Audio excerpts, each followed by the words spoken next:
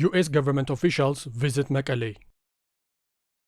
Delegates from the Biden administration have visited Tigray region's capital Mekelle, holding meetings with the newly established interim administration of the region, as well as briefings with U.S. government-supported aid agencies on their progress providing humanitarian support for war-affected areas. The delegation, which was led by U.S. Ambassador to Ethiopia Tracy Ann Jacobson, as well as its special envoy to the Horn of Africa, Mike Hammer.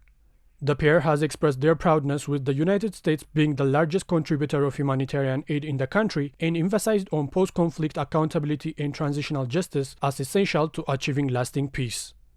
Ambassador Mike Hammer explained U.S. government's position before his visit to Mekelle in a meeting with Red Sea Group, a senior research group within the United States Institute of Peace, and had this to say on expectations with post-Pretoria Agreement engagements.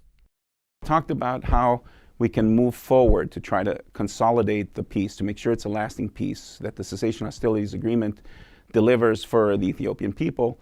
And it's important that, of course, you make progress on issues relating to the establishment of an interim regional administration, and we've seen steps in that direction so that schools can reopen, so that health centers can be rebuilt, so that people can return to their jobs or work in agriculture, and to bring some level of stability to northern Ethiopia.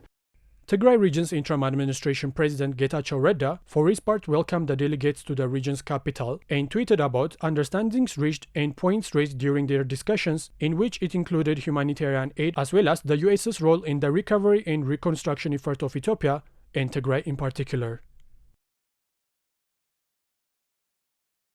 Turkey evacuates its nationals from Sudan via Ethiopia. The Mediterranean country has started evacuating its citizens from the conflict areas of Sudan, with nearly 200 passengers reaching Istanbul on early Wednesday. Reports have stated over 1,600 Turkish nationals were transported by bus from Sudan to the northern Ethiopian town of Gondar, after which a chartered plane continued their journey to Addis Ababa. The Turkish embassy in Ethiopia provided the vehicles for the evacuation, while Ethiopian Airlines made available its fleets of chartered flights.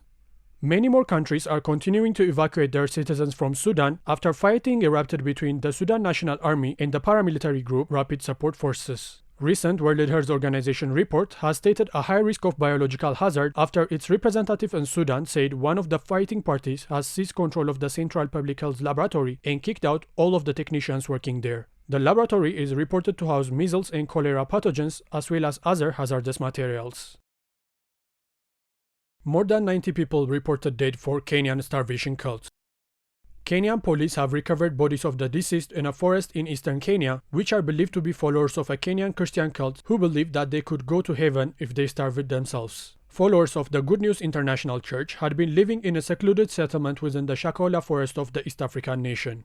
Pastor Paul Mackenzie, the leader of the cult, who taught his followers to abandon earthly life and live in his farm village to fast and meet Jesus, claimed to have gotten a revelation to do so and instructed his followers to stop feeding worldly foods and not seek medical treatments, was arrested by the Kenyan authorities last week after 2 children were reported to have starved and suffocated to death by their parents in accordance with the advice given by Mackenzie. Since the arrest, the cult leader has been released with a $74 cash bail, with his court case going forward. Reactions from Kenyans have been of shock and anger, with the nation's president William Ruto drawing the actions of the cult leader to of a religion fanatic terrorism.